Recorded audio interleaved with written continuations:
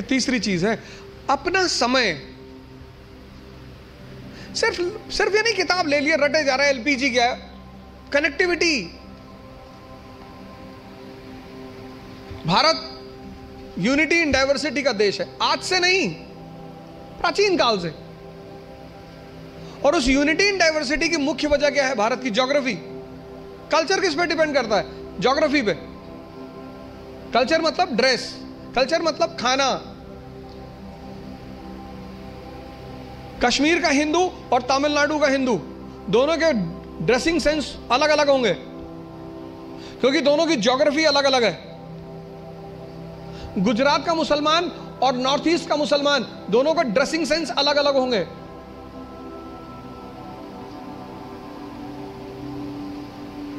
और खाना भी अलग अलग होगा।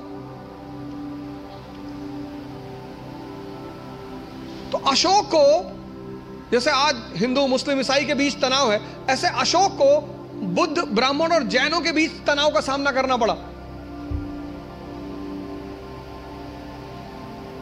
और टेंशन चाहे फैमिली में हो या राष्ट्र में, विनाश करती है।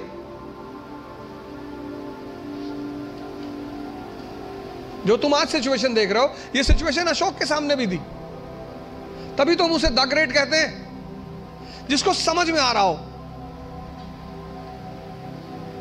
और फिर वो धम्म की नीति का प्रतिपादन, पॉलिसी ऑफ धम्म। और उस पॉलिसी ऑफ धम्म में वो कहता है सार वृद्धि, कि प्रत्येक व्यक्ति को हर धर्म के बेसिक सिद्धांत को समझना चाहिए। और किसी भी धर्म का बेसिक सिद्धांत, वो चाहे इस्लाम हो, चाहे हिंदुइज्म हो, चाहे क्रिश्चियनिटी हो, बेसिक सिद्धांत किसी भी धर्म में कोई अंतर नहीं है। बेसिक सिद्धांत इस्लाम, क्रिश्चियनिटी, इसी में तो दाराशिकों ने किताब लिखी थी, Majmaul Bahrain, the meeting of two oceans, Islam and Hinduism. वो जो अशोक के समय परिस्थिति थी, बुद्धिस्ट ब्राह्मण और जैनों के बीच तनाव, वही परिस्थिति मेडिवल इंडिया में अकबर के सामने थी। हिंदू मुसलमान और फिर उनके विभिन्न डिफरेंट सेक्ट्स, संप्रदाय, शिया सुन्नी, शैवाइट वैष्णवाइट। तो उसने भी फिर कहा कि नहीं नहीं, इस तनाव को कम करना है तो तौहीद इलाही। अब जब तुम मेंस में आंसर लिखते हो तो तुम्हें ये कंपैरिजन दिखाना पड़ेगा। वो जो तुम्हारा एग्जामिनी है ना, उसको पता लगना चाहिए कि यार इसने हिस्ट्री से सीखा है। India is a country of unity in diversity. आज कोई हम इस समस्या से परेशान नहीं है, पहले से। और जब जब हम इस समस्या से परेशान हुए, हमारे पास सॉल्यूशन था। परिस्थिति, अपनी प्रेजेंट परिस्थिति को समझना, राष्ट्र की आर्थिक स्थिति, economic condition, social condition, political condition, cultural condition, ये 3 काम कर लो आप। और अगर ये 3 काम आपने कर लिया तो आप भी कल यहां बैठोगे और असंभव को मजाक बना दोगे। पहला काम, पूरा एग्जामिनेशन पैटर्न को समझो। घर जाकर नहीं समझते हो, जहां कोचिंग में पढ़ते हो उस टीचर से पूछो कि सर ये है भी क्या क्या क्या है सर, डिमांड इनकी क्या है सर, ये बेस में क्या चाहते हैं सर, ये प्रीलिम्स में क्या चाहते हैं। कितना पढ़ोगे यार? अगर तुम एक बार सिलेबस उठाकर देखो आईएएस का, तो सिर्फ सिलेबस देखकर ही तुम्हारी हालत खराब हो जाएगी। कोई तो फॉर्मूला होगा जो इन लोगों ने फॉलो किया होगा और प्रीलिम्स निकला।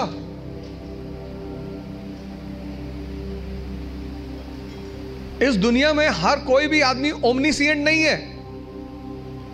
अभी आप हमसे 4 क्वेश्चन पूछ लो, हो सकता है मैं ही जवाब ना दे पाऊं।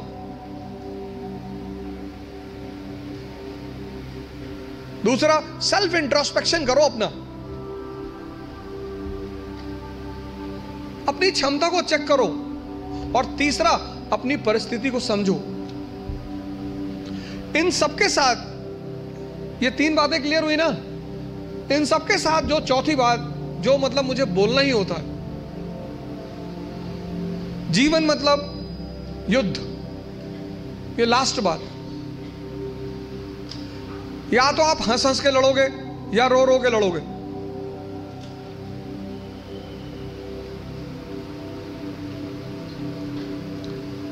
जीवन मतलब युद्ध। दो लोगों के जीवन में कोई लड़ाई नहीं है। एक चपरासी के जीवन में, चपरासी, कुछ लोग मुझसे कहते हैं मुझे चैलेंजेस नहीं चाहिए लाइफ में। बहुत अच्छा, चपरासी बन जाओ। चपरासी का काम क्या है? साहब के ऑफिस के बाहर बैठा हुआ है, जो भी मिलने आया मीटिंग करा दी, वरना बैठे हुए, क्या फर्क पड़ता है।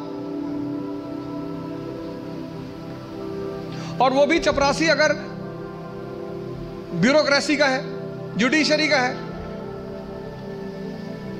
भाई राजा से मिलने के लिए जो सबसे अहम आदमी होता है वो यही लोग होते हैं, यही इंफॉर्मेशन देते हैं। साहब कितने बजे आते हैं, साहब कितने बजे आते हैं, कहां जाते हैं, गोल्फ खेलने कहां जाते हैं।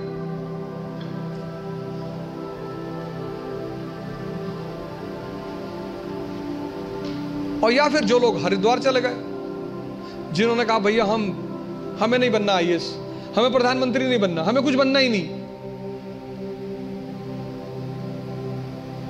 आज आप गेरुआ पहन लो, आज आपके जीवन की सारी चुनौती खत्म, क्योंकि आपने मान लिया कि आप इस जीवन की लड़ाई में शामिल नहीं हो। लेकिन जीवन का मजा भी तो यही है।